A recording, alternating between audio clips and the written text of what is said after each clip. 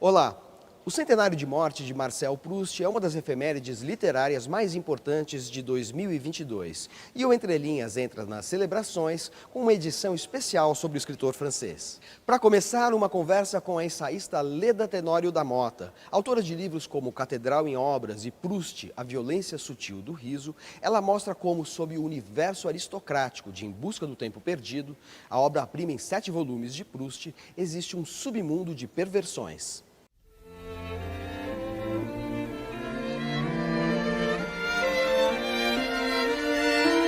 A grande obra do Proust é Em Busca do Tempo Perdido, que é um título que induz a gente a pensar num romance de caráter até memorialístico, sobre recuperação das experiências e memórias passadas.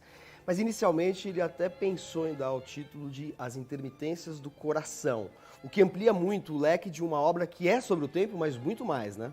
De fato, a primeira visada do Proust ia no sentido de talvez chamar o que saísse daquela febre de escritura, as intermitências do coração.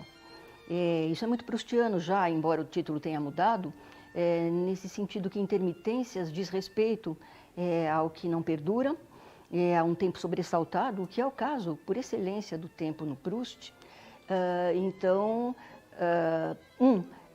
Se trata de um escritor do tempo. Até eu gosto muito de uma espécie de sumarização que Julia Kristeva, que tem uma obra importante sobre o Proust, tardia, já do final do século XX, Kristeva resume o Proust dizendo que o que se passa ali é longtemps le temps, por muito tempo o tempo, é sobre o tempo, e essa sumarização é belíssima e diz respeito realmente a uma das temáticas do romance. Mas voltando a intermitências, a outras diz respeito ao não perdurável, o tempo é o não perdurável, mas não só o tempo. No Proust, o amor não perdura, as representações e identificações de gênero não perduram, há muita movência nesse sentido.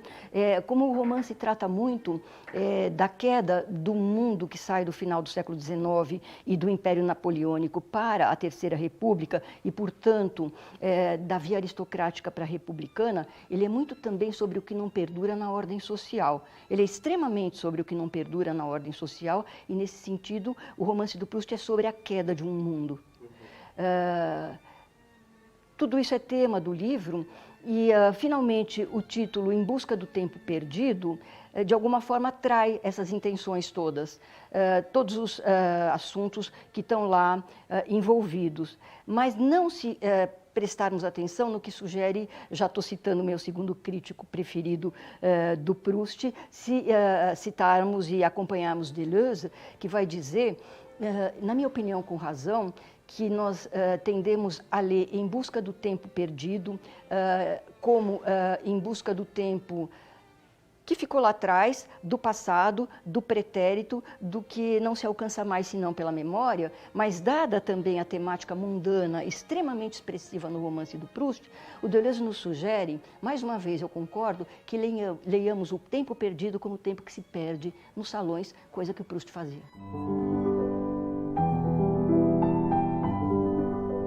Em Busca do Tempo Perdido, ou À Procura do Tempo Perdido, conforme a nova tradução que você verá no programa de hoje, é a obra-prima de Proust em 7 volumes, 3 deles publicados após sua morte em 18 de novembro de 1922.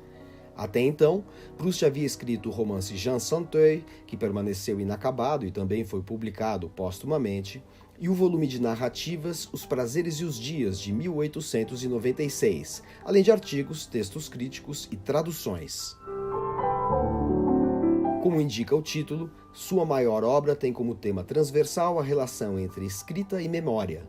Quando se inicia o ciclo com No Caminho de Swann, ou Para o Lado de Swann, na nova tradução, vemos o narrador em idade madura tentando sem sucesso resgatar experiências vividas, que só vêm à tona na célebre cena em que, ao provar uma madeleine, típico bolinho francês em forma de concha, ele descobre na memória involuntária despertada pelos sentidos a forma de reviver o passado. A partir daí, Estabelece-se uma dinâmica em que o narrador maduro procura recompor as vivências e as experiências sensoriais a elas associadas, colocando-se sempre na perspectiva da idade que tem a cada volume. Com isso, Em Busca do Tempo Perdido se transforma num vasto romance de formação, cujo cerne é o aprendizado das diferentes formas de percepção da realidade e das relações sociais e subjetivas. No primeiro volume, a descrição dessa nova técnica literária se associa tanto a Combray, cidade imaginária da infância, quanto a Paris. Mas também lemos a história de Swann e seu amor doentiamente ciumento por Odette, uma cocotte, uma mulher de vida obscura. Esse é o único trecho da obra que ocorreu antes mesmo do nascimento do narrador, mas que ele descreve porque, ao amadurecer, viverá ou repetirá o mesmo drama amoroso com diferentes mulheres. O segundo volume é A Sombra das Raparigas em Flor, A Sombra das Moças em Flor, na nova tradução, e se passa na cidade balneária, também fictícia, de Balbec, onde ele descobre o sexo e o desejo, principalmente pela personagem Albertine. No terceiro, O Caminho de Guermantes, abre-se o mundo dos salões da aristocracia francesa, que o narrador de origem burguesa sempre ambicionara penetrar, a exemplo do próprio Proust, um judeu de família rica, porém burguesa. Mas é no quarto e central volume, Sodoma e Gomorra, que acontece a virada decisiva da obra. Ao descobrir a homossexualidade do barão de Charlus, da família Guermantes, o narrador aprende a identificar as ambiguidades que estão debaixo do universo rigidamente codificado da sociedade francesa, desvelando os impulsos mais baixos por trás de todas as máscaras sociais e sexuais. O mundo do Proust é também um mundo de abjeções. A literatura do Proust é uma literatura do espetáculo do mal. Não por acaso interessou Bataille, que oferece ao Proust um dos capítulos da literatura do mal, e o mal ao lado do Kafka e ao lado do Baudelaire, o satânico. É uma literatura do mal, o espetáculo do mal está todo ali aberto à nossa frente. Eu diria que é uma literatura do desastre. Se a gente concordar que toda literatura no limite é do testemunho, o testemunho é principalmente do desastre, coisa que os críticos tardios viram mais que os primeiros. Não por acaso, porque os primeiros vieram muito sob a influência dos escritores católicos franceses, que foram os primeiros a recepcionar o Proust, no quadro da recepção heróica do Proust, que estava longe de agradar a todo mundo. Para dizer como Proust, lados ou côté em francês, os lados são muitos, os côtés são muitos, e no côté social, por exemplo, você pode dizer que é um mundo do snobismo, do arrivismo social. A Odette, que é a prostituta do livro, no século XIX ela ainda não tem esse nome, ela é uma cocotte em francês. Que seria hoje uma garota de programa. Ela é uma garota de programa. A Odette, no seu lance de ascensão social, se casa com um judeu milionário, que é o Swann, aliás, recebido em palácio, coisa que não acontecia aos judeus da época, é bom que se diga. Aliás, o mundo do judaísmo e do caso Dreyfus está lá presente também. A Odette se casa com um judeu riquíssimo, ela ela sai, portanto, do seu mundo, entra para o mundo da riqueza, e ela vai ter com o Swann, né, que é uma das personagens principais do romance do Proust, uma filha que ela casa com um príncipe. Guermantes ainda por cima. Então você tem o lance do arrivismo social, você tem o lance do snobismo, que é terrível e tem a ver com a abjeção, porque quando você fala de snobismo, você tem a ver com a distância social, e o Proust vai muito no sentido de examinar a enorme distância social do seu tempo. Ela é tal essa distância que, se tem uma coisa que também sumariza o romance do Proust, é dizer que o Proust está, assim, absolutamente preso à observação de como você não entra nos salões chiques.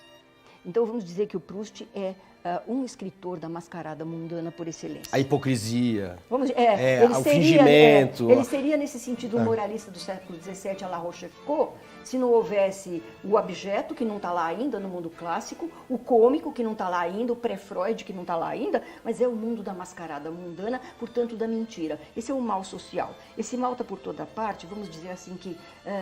demais também nas relações amorosas. Elas são todas equívocas, de traição, de não compreensão do outro, eu diria de incomunicabilidade perfeita. O outro nunca fala a tua língua, e aí o drama dos dramas no Proust. O outro nunca é do sexo que você está pensando.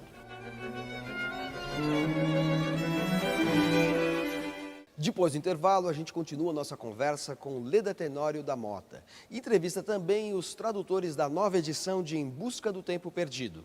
O Entre Linhas volta já.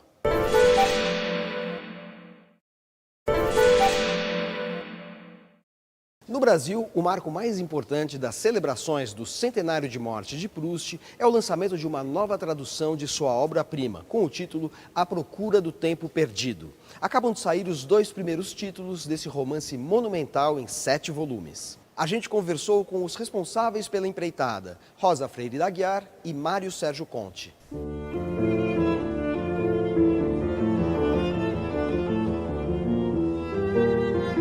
Por que uma nova tradução do Proust? O português muda, a sensibilidade das pessoas muda, a obra permanece a mesma. Mas é preciso, no caso de uma tradução, eu não digo atualizar, mas estar com o ouvido sintonizado com o português que é falado hoje. E, sobretudo, Manuel, sem o aparato crítico que tem na edição La Pléiade, que eu e a Rosa utilizamos, que ali você tem milhares de informações que não constavam dos originais. Eu acho que as traduções envelhecem, curiosamente, o original não envelhece, você lê para Platão hoje com o mesmo prazer que você deve ter lido em todos os séculos passados, mas as traduções vão envelhecendo, eu acho. Até porque você fala com a língua do seu tempo. Há palavras que envelhecem, há construções verbais que já não são muito do seu tempo. E quando você faz uma retradução, na verdade é uma releitura, né? E é sempre bom você reler uma obra com outros olhos, com os olhos do momento. Agora, não pode pasteurizar. A retradução, no fundo, é para você manter a permanência da obra, né? Uma obra dessas e de outras várias pessoas tem que estar permanentemente acessível.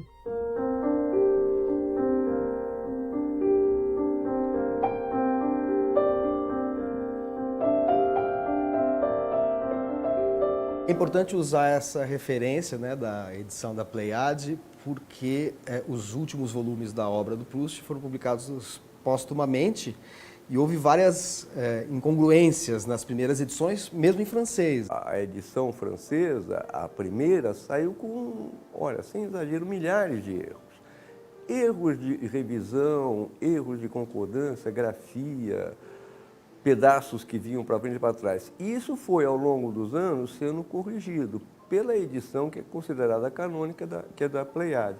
E essa última é um trabalho, olha, hercúleo do Jean-Yves Tadier, que deve ser o maior proustólogo vivo. Ele coordenou uma equipe que trabalhou com centenas de livros, ensaios, insights sobre o texto original.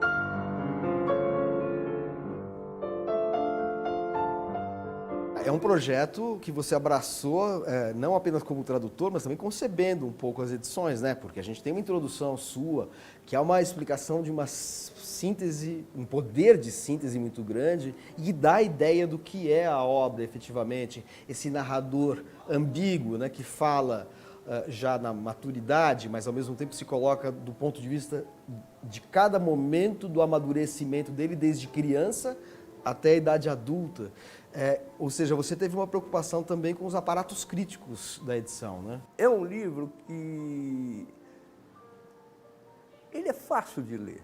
É preciso entrar no espírito da coisa, no ambiente. E, nesse sentido, o começo é mais difícil, porque o narrador aparece em vários tempos. Ele está lá na infância, ele está na velhice, ele está na idade... Mas é isso que faz a beleza do livro. Na medida que você entra naquilo, naquela narrativa, naquele rio de palavras que vão se sucedendo, inundando tudo, aí você percebe e aí você te dá também um clique e você vai facilmente adiante. E eu não consegui sair até hoje.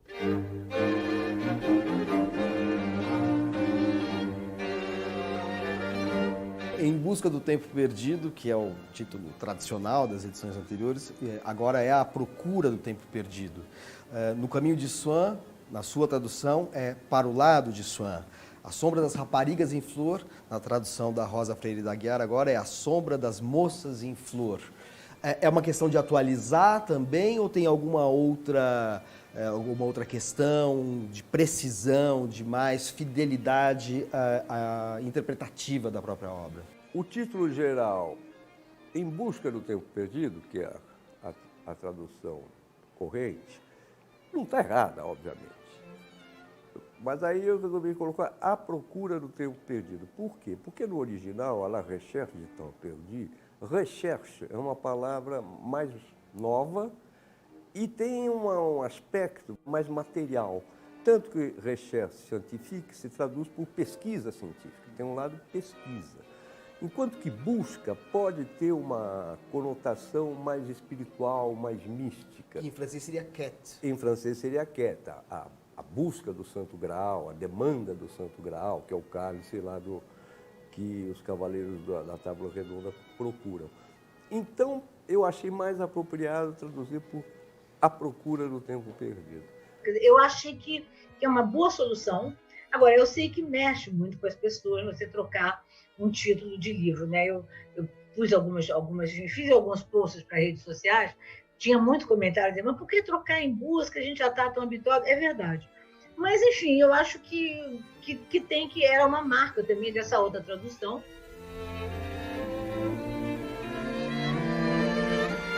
O outro, Para o Lado de Swann, porque também é mais preciso. O original de Côté de chez Swann. Eles saíam para passear, o narrador saía para passear com os pais e tinha aí, por um lado, na casa deles, no campo, um lado você ia para a propriedade de Swann, e do outro você ia para o lado do palácio, do palacete da família Guermantes. Então você sai para o lado, eu vou para o lado lá da Penha, não, eu vou para o lado lá das Perdizes. Então, para o lado dá mais precisão. Não é literal, porque de Côté de chez Swann é da casa de Swann. Eu hesitei muito entre moças e meninas. Primeiro eu fiquei pensando que meninas era melhor, porque elas são em flor, quer dizer, elas estão em floração, alguma coisa está florindo, portanto, alguma coisa anuncia uma outra etapa. Então, para chegar a outra etapa de moças, a etapa anterior é meninas. Bom, depois tinha a coisa da idade. Proust é muito... Ele não dá datas precisas, e quando dá, são meio dúvidas e tal. Você tem o mesmo personagem que tem uma idade no romance, no terceiro, no quarto, ele tem um pouquinho mais, um pouquinho menos. Hoje em dia é mais fácil fazer essas pesquisas, né? Eu fui mais ou menos indo e tal, cheguei à conclusão que as meninas deviam ter entre 14 e 16 anos. Elas fazem muita criancice ainda, mas não é de criancice, não é de infância que se trata. Trata-se já de mocidade.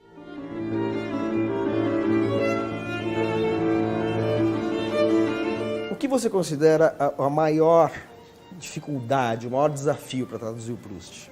Eu acho que é manter a fidelidade na fluência do Proust, porque ele tem as frases dele sabidamente são mais longas, não muito, mas são longas, entremeadas de ponto e vírgula ou de travessão, ou há diálogos dentro dos parágrafos, né? Abre um travessão e o cara fala, o outro responde e o parágrafo segue adiante. Há aspas, então você não pode quebrar as frases, você tem que manter aquilo que dá uma certa cadência, né? Eu optei ali por começar sempre com a mesma palavra e terminar sempre com a mesma palavra do original. E, quando necessário, mudar os termos, a ordem dos termos dentro da frase. Isso aí dá um trabalho louco.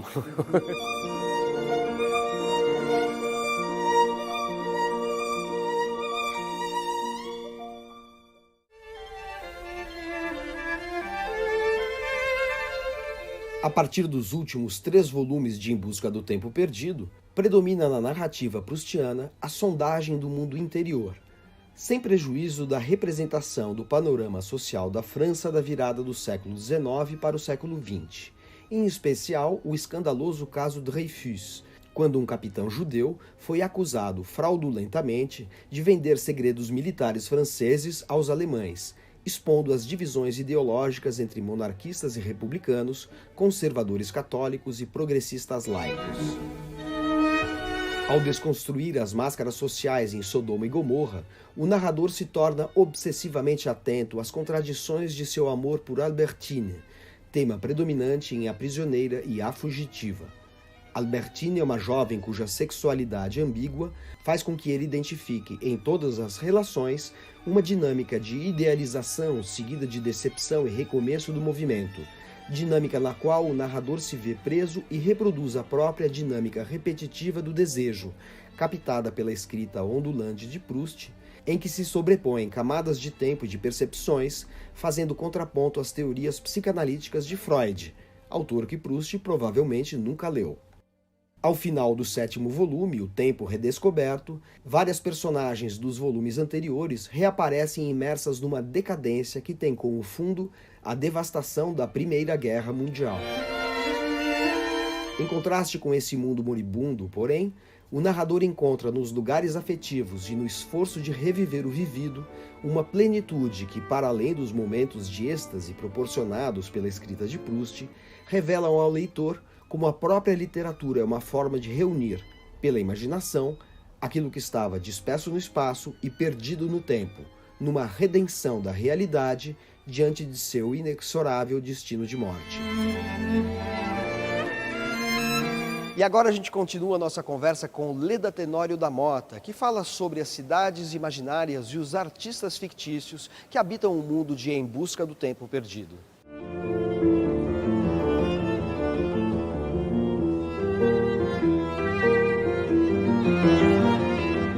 Há uma coisa muito interessante para quem nunca leu Proust, que é o fato de que você tem lugares e personagens reais ao lado de uma miríade de personagens fictícias e lugares fictícios também, o que é menos comum na literatura. Então, duas das cidades mais importantes na Busca do Tempo Perdido são a cidade da infância, Combray, e a cidade da adolescência, Balbec, que é a cidade também que é da descoberta, enfim, da sexualidade, né, e em A Sombra das Raparigas em Flor. Como é que se dá isso na obra do Proust, essa frição entre realidade e ficção? O romance é todo movido a essa fricção, né? O mundo do Proust, ele é tão duplo, nesse sentido a gente volta sempre à psicanálise, que é aquela que descreve o homem, né, como absolutamente duplo, de onde a interpretação se é a interpretação do que não se revela, né? De onde o Freud lidar com o sentido explícito e o sentido oculto. O Proust trabalha muito com o sentido oculto também, e as coisas têm sempre esse outro lado. Então, para um autor da duplicidade, não é de surpreender, não é de se estranhar que as coisas possam aparecer com os seus nomes reais e que elas possam aparecer também totalmente tomadas na ficcionalidade. Então, há lugares tão reais quanto Paris, e há descrições tão realistas, porque há realismo também no Proust, quanto a descrição dos salões ainda aristocráticos do período finisecular, e depois você tem também incursões em lugares que jamais existiram. Você estava mencionando como o lugar das primeiras experiências sexuais, que é a praia normanda de Balbec, e como essa região ao lado da França, ali pertinho de Paris, que podia ter o seu nome também no livro e não tem, que é a região dita no romance de Combray.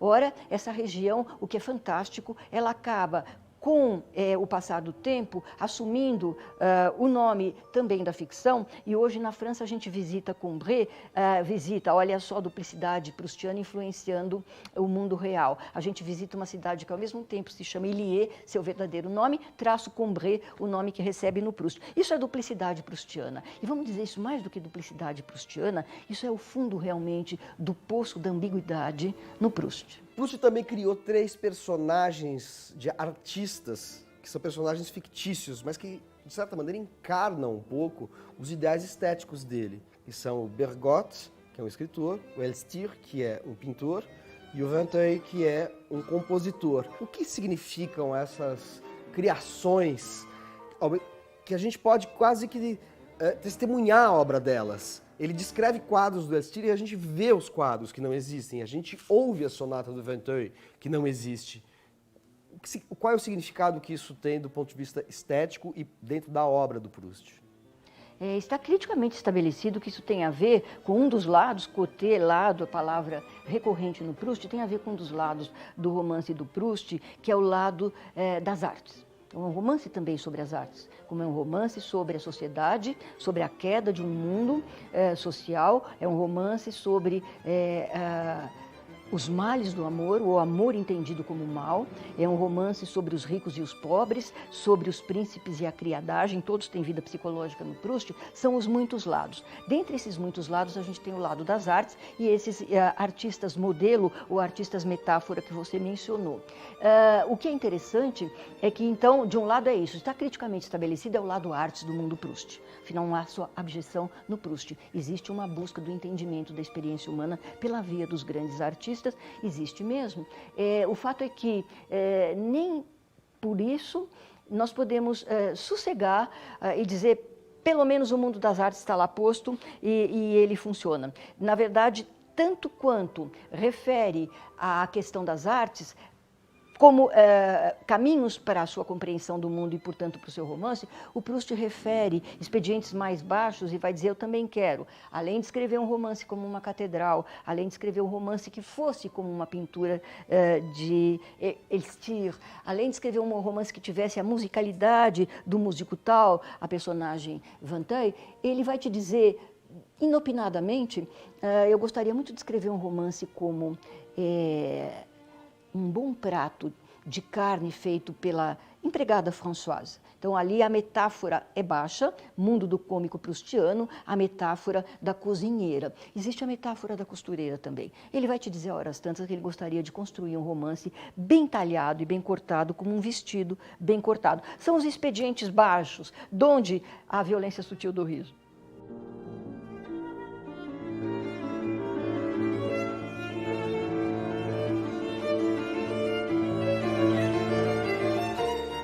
Essa edição especial do Entre Linhas, dedicada à obra de Marcel Proust, fica por aqui.